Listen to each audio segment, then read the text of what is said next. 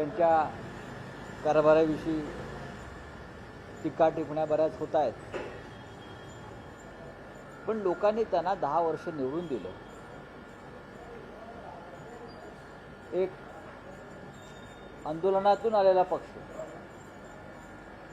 लोकांनी सत्तेवर बसवला, त्यांनी त्यांच्या पद्धतीनं काम करण्याचा प्रयत्न केला. पण शेवटी ही जी काय महाशक्ती आहे, सत्ता, पैसा, यंत्रणा, याच्यापुढे ह्या वेळेला त्यांचा निभाव लागू शकला नाही. जे महाराष्ट्रात, ज्याला आम्ही महाराष्ट्र पॅटर्न असं नाव दिलं आहे, तो महाराष्ट्र पॅटर्न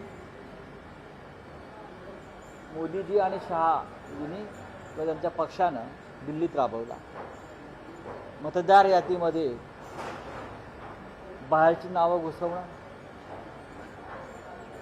आणि ज्या भागात आपला नक्की विजय मिळेल किंवा मताधिक्य मिळेल त्या मतदार याद्यातून हजारो नावं गायब करणं, जे महाराष्ट्रात सुद्धा झालं, यांच्या नंतर लक्षात आलं.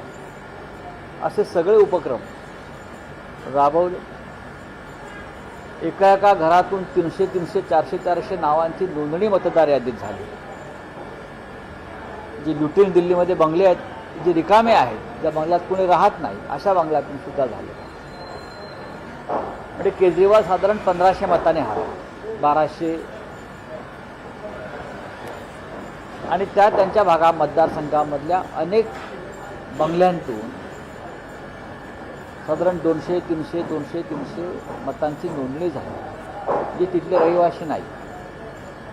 आणि या पराभवाचं मुख्य कारण काँग्रेस आणि आप हे यावेळेला वेगळे लढले.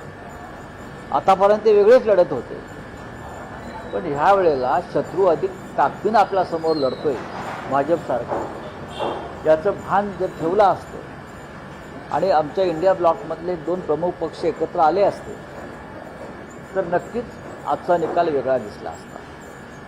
केजरीवाल यांचा पक्ष आणि भाजप यांच्यामध्ये का फार मोठं अंतर नाही आहे, फार तर 2%. पण काँग्रेसला साधारण 7.5% मतं काँग्रेसने घेतली आहे. म्हणजे 50%च्या वर काँग्रेस आणि आपची मतं आहेत. पण उमर अब्दुल्ला याने जे सांगितलं आहे ते सत्य आहे. अजून भांडत बसा आणि मग मोदीचा विजय झाला म्हणून छाती पिटत बसा, बाकी मला याच्यावर काही म्हणायचं नाही. पण व्यवस्थित त्यात असं आहे की भाजपचा विजय काँग्रेसला खातंही उघडता आलं नाही, केजरीवालांचा पराभव, अशा वेळेस इंडिया अलायन्सच्या भवितव्यावरही प्रश्न. केजरीवाल यांचा पराभव झालेला आहे, मनीष सिसोदिया यांचा पराभव झालेला आहे, सौरभ भारद्वाज यांचा पराभव झालेला आहे, सत्येंद्र जैन यांचा पराभव झाला आहे, गोपाळ राय यांचा पराभव झाला आहे.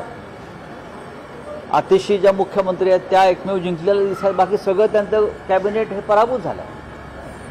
त्यांचे जे प्रमुख सगळे आधारस्तंभ होते आपचे, ज्याने आप निर्माण केली आणि 10 वर्ष सत्तेमध्ये राहिले, ते सगळे पराभूत झाले. लोकांनी त्यांना मोठ्या प्रमाणात मतदान केलेलं आहे, नाही असं नाही, पण तरीही ते पराभूत झाले. कारण ज्या पद्धतीनं समोरून हल्ले झाले, ज्या पद्धतीनं घोटाळे झाले असं म्हणतो. पण शेवटी निवडणुकीमध्ये आता या गोष्टीवर चर्चा करण्यात काय अर्थ नाही. हार आणि जीत या दोनच गोष्टीला महत्त्व असतं. आता महाराष्ट्रामध्ये आम्ही रोज सांगतोय की मतदार यादीमध्ये कसा घोटाळा झाला, 39 लाख मतं कशी वाढवली आणि त्या आधारावर भाजप आणि त्यांचे मित्रपक्ष जिंकले. पण निवडणूक आयोग ऐकायलाच तयार नाही. त्याच्यामुळे भिंतीवर डोकं फोडून घेण्यापलीकडे आमच्या हातात सध्या काही नाही, पण आम्ही डोकं फोडत राहू. महाराष्ट्रातील अनेक नेते म्हणतात की एकत्रित लढायला हवं होतं. रोहित पवार देखील म्हणतायत की बघा, हे सगळ्यांचंच मत आहे. रोहित पवार बोलतायत,